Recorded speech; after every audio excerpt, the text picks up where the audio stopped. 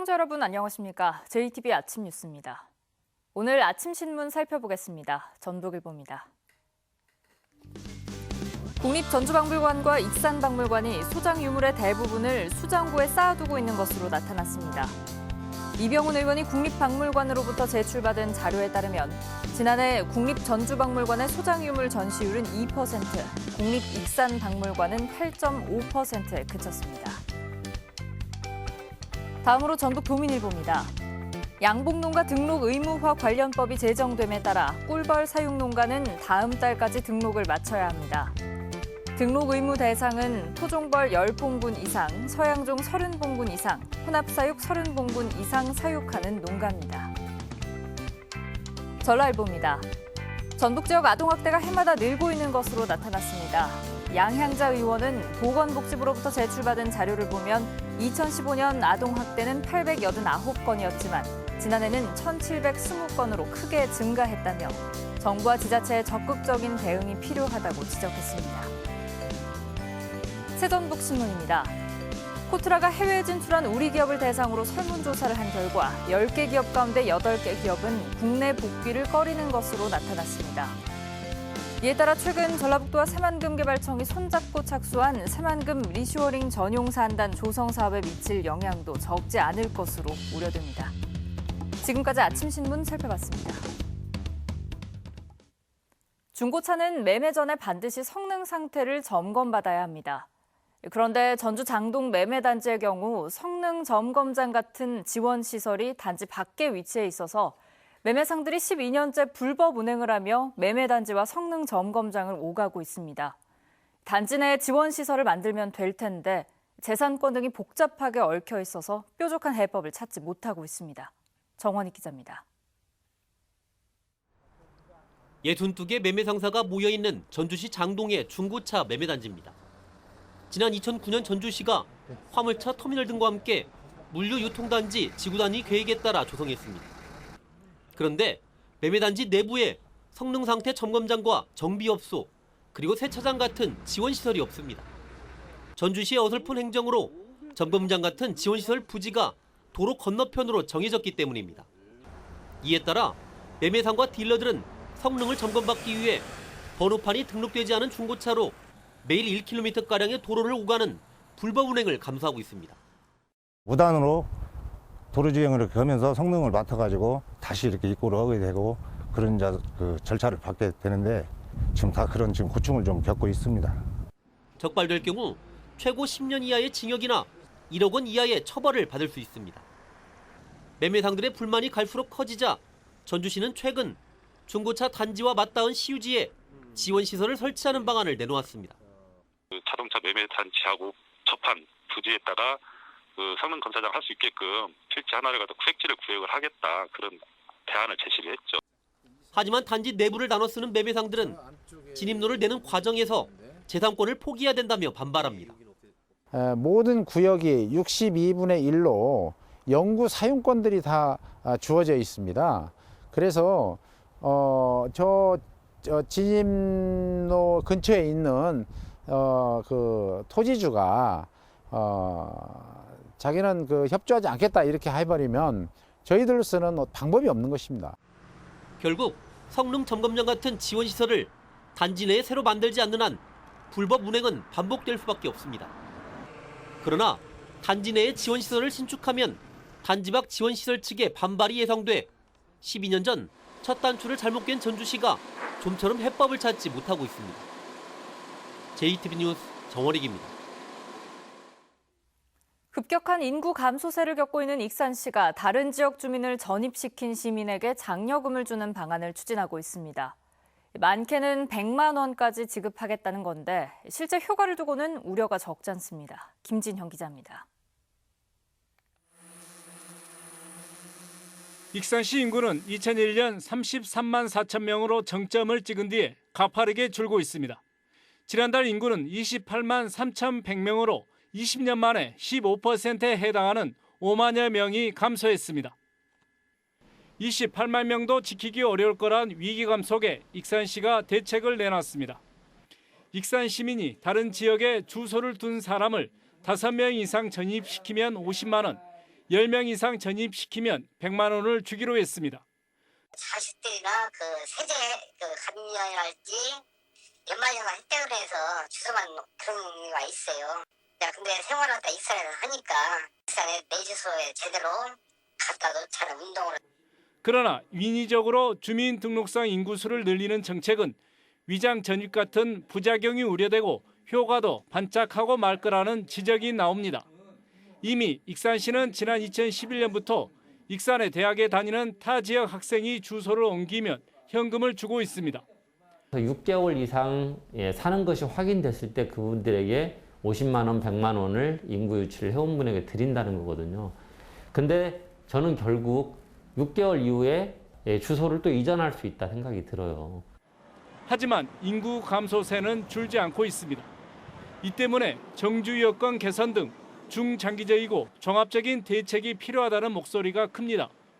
교육 문제랄지는 그리고 주택 문제에 있어서의 그런 조건들을 고려할 때 익산시의 대책과 대안은 무엇이냐라고 하는 부분에서 아직 뚜렷하게 제출된 게 없기 때문에 단기 처방이고 해결책이 될 수 없다라고. 인구를 늘리려는 익산시의 노력은 공감하지만 주소 이전에 따라 현금을 주는 정책의 효과를 두고는 의문이 일고 있습니다. JTBC 뉴스 김진영입니다. 김제시의회는 의원 간 불륜설과 막말 파동, 의장단 선출 갈등 등으로 전국적 망신을 샀죠. 온주현 의장이 이런 문제에 책임을 지고 의원직 사퇴서를 냈습니다. 하지만 지역 시민사회단체는 부의장과 상임위원장들도 사퇴하라고 요구해 의회 정상화가 쉽지만은 않아 보입니다. 나금동 기자입니다. 온주현 김제시의회 의장이 의원 간담회 직후 의원직 사퇴를 공식 선언했습니다. 보도자료를 내고 동료 의원 간 불륜설과 후반기 의장단 선출을 둘러싼 파행 등으로 심해진 지역사회 갈등에 책임을 지겠다는 이유였습니다. 하지만 4,000명 넘는 시민이 참여한 주민 소환 서명과 일부 언론이 제기한 업무 추진비 문제, 선거법 위반 기소 등도 사퇴를 압박했다는 분석입니다. 온주현 의원은 지난해 말 김제의 한 경로당에서 이원택 국회의원의 지지를 호소하며 사전 선거운동을 한 혐의로 최근 기소되기도 했습니다. 김제시의회는 온주현 의장의 사퇴서를 이번 주 안에 처리하고 이달 말쯤 의장을 새로 뽑아 의회 정상화에 나설 것으로 보입니다. 하지만 순탄치만은 않아 보입니다. 당장 주민 소환을 추진해온 시민사회단체는 부의장과 상임위원장 3명의 사퇴 거부에 반발하고 있습니다. 저희가 요구했던 상임위원장들 그리고 부의장들이 사퇴를 할 의사가 없다는 이야기를 분명히 전달해왔기 때문에 시민사회단체는 김제 시민의 명예를 훼손한 책임을 물어 김제시의회를 상대로 손해배상 소송에 나서기로 했습니다. 이미 100여 명의 시민이 소송 참여 의사를 밝혔습니다. 불륜설 당사자로 제명된 전 김제시 의원 2명의 소송 제기도 불씨가 되고 있습니다. 절차상 하자 등을 주장하며 제명 무효 소송을 냈는데 시민사회단체는 뻔뻔하다며 비판하고 있습니다. JTBC 뉴스 나금동입니다. 전라북도 대표 쌀이라는 이름을 내건 광역 브랜드 쌀이 16년 만에 시장에 나왔습니다. 그 성공 여부가 주목됩니다. 강혁구 기자입니다. 황금 벌판에서 콤바인으로 수확이 한창입니다. 전라북도 농업기술원이 2010년 품종 개발을 시작해 지난해 특허 등록을 마친 심리향이라는 품종입니다. 올해 136농가가 1,026톤을 수확할 계획입니다. 기상 조건이 이제 안 좋아가지고 태풍이 이렇게 몇 번 지나갔지 않습니까? 그중에 일반 신동진변은 도복이 상당히 있었으나 심리향은 도복의 염려가 전혀 없었다는 것이죠. 상품명 예담채 심리향의 소비자 가격은 10kg에 4만 원, 3만 원대의 일반 쌀보다 30% 이상 비쌉니다. 전라북도에서는 1997년 EQ2000이라는 브랜드 쌀을 내놨다가 7년 만에 사업을 접은 적이 있습니다. 품질과 가격 관리에 실패했기 때문입니다. 심리향은 저감이 취급을 받는 전북쌀의 이미지 개선을 위해 개발됐습니다. 이번 신품종 향미 심리향을 통해서 전북 쌀의 위상을 제고하고 프리미엄 시장으로 진입할 수 있는 계기를 마련했다고 생각됩니다. 전라북도는 고품질을 위해 품질 관리 기준을 엄격히 적용하고 20억 원을 들여 전용 RPC 시설을 도입할 방침입니다. JTB 뉴스 강혁구입니다. 남원 소성마을이 전라북도의 2021년 에너지 자립마을로 선정됐습니다. 순창구는 조례 제정을 통해 군민들의 건강 증진에 나설 계획입니다. 주희인 기자입니다. 남원시 운봉읍 소성마을이 2021년 전북형 에너지 자립마을 공모사업 대상지로 선정됐습니다. 소성마을은 전라북도로부터 1억 1천만 원을 지원받아 주민들에게 에너지 절약 교육을 진행하고 신재생 에너지 시설을 만들 예정입니다. 농촌마을의 대체 에너지원을 지원하여 농촌마을 에너지가 자립될 수 있도록 노력해 가겠습니다. 순창군이 구민들의 건강 증진 사업을 지원하기 위한 조례를 만들었습니다. 순창군은 이번 조례를 근거로 건강지도사 양성과 운동물품 지원 같은 다양한 건강 증진 사업을 추진할 계획입니다. 원주군이 LH 전북본부와 지역의 상생과 균형 발전을 위한 업무 협약을 맺었습니다.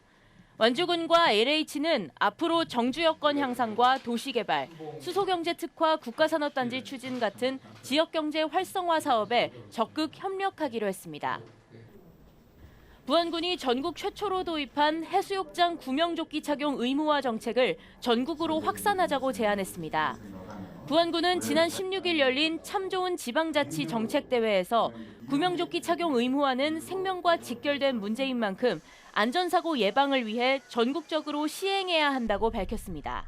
JTB 뉴스 주혜인입니다. 지난해 전북도민의 사망 원인 1위는 암인 것으로 나타났습니다. 호남지방통계청은 지난해 전북의 인구 10만 명당 사망자 수가 799.8명으로 암으로 숨진 사람이 26.8%인 86명으로 가장 많았다고 밝혔습니다. 암 다음으로 많은 사망 원인은 심장질환 28명, 폐렴 24명 등이었습니다. 주택보증공사의 도시재생 금융지원 사업이 수도권에 지나치게 편중된 것으로 드러났습니다. 주택보증공사가 민주당 김윤덕 의원에게 낸 최근 3년간 도시재생 금융지원 현황을 보면 수도권의 전체의 67%인 7,500억 원이 지원됐고 전북은 1.8%인 207억 원에 그쳤습니다.